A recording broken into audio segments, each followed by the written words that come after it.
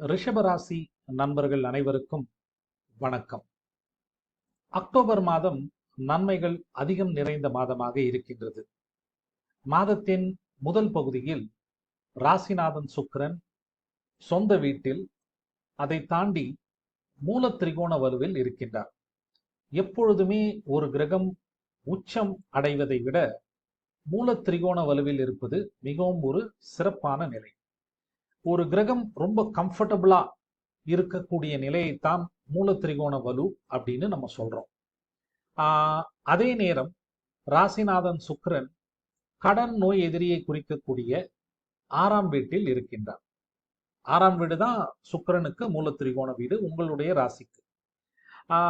நல்ல வேளையாக 6க்கு 12 என்று சொல்லப்படும் 5ஆம் வீட்டில் கிரகங்கள் வலுவாக இருப்பதால் கடன் நோய் எதிரி சார்ந்த பிரச்சனைகள் உங்களை தாக்காது. மாறாக நல்ல வாய்ப்புகளும் முன்னேற்றங்களும் உங்களுக்கு கண்டிப்பாக கிடைக்கும்.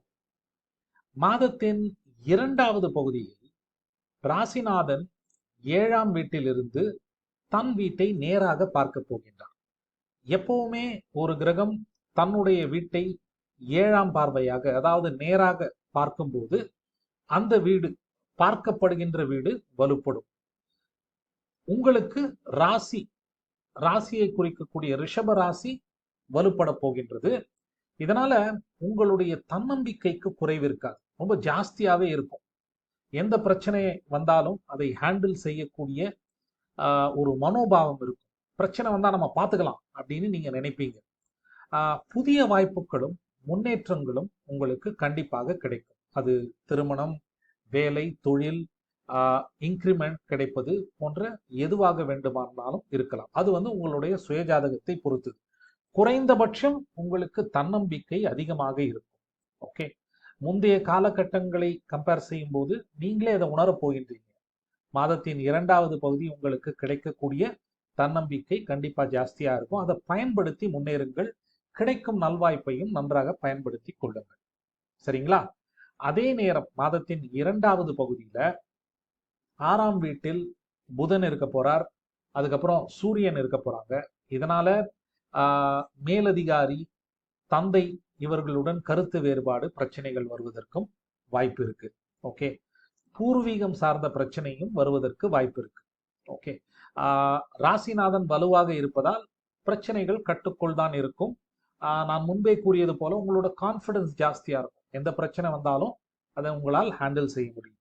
ஓகே, இன்னொரு பாயிண்ட் என்னன்னா, மாதத்தின் கடைசி 10 நாட்கள் 7க்குடைய செவ்வாய், வாழ்க்கை துணையை குறிக்கக்கூடிய செவ்வாய் நீச்சமாக இருக்க போவதால் வாழ்க்கை துணை சார்ந்த விஷயங்களில் சில பிரச்சனைகள் எழலாம்.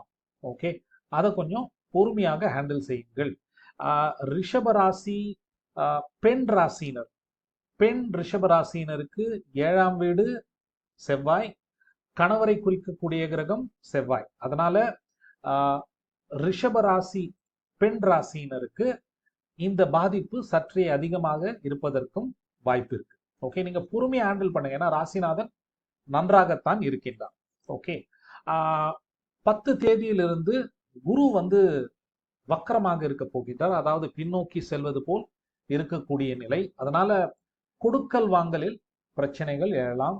நீங்க பணத்தை நம்பி ஏதாவது பிளான் பண்ணியிருந்தீங்கன்னா ஒரு பிளான் பி, ஒரு மாற்று யோசனை, ஆல்டர்னேட் பிளான் அப்படின்னு சொல்றோம்ல, அதை வைத்துக்கொண்டு செயல்படுவது நல்லது. சரிங்களா? மற்றபடி அக்டோபர் மாதம் நன்றாக இருக்கும். ஏன்னா ராசிநாதன் நல்ல வலுவா ஸ்ட்ராங்கா இருக்கார். உங்களுடைய கான்பிடன்ஸுக்கு குறைவு இருக்காது. கிடைக்கும் நல்வாய்ப்பை நன்றாக பயன்படுத்தி முன்னேறுங்கள். சரிங்களா?